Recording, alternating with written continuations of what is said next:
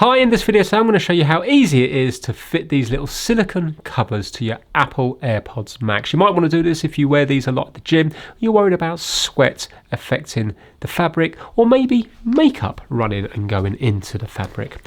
So they're nice and easy to do. All I have to do is, you can take these off if you want, but there's no need to even do that. What I do is I just push these out like so they're like inside out like that.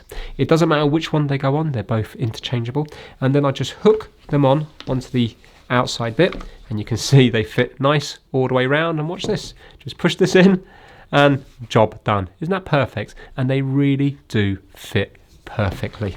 You wouldn't know that they weren't designed with them on. Again, just push it inside out like so and hook that on all the way around and push it in.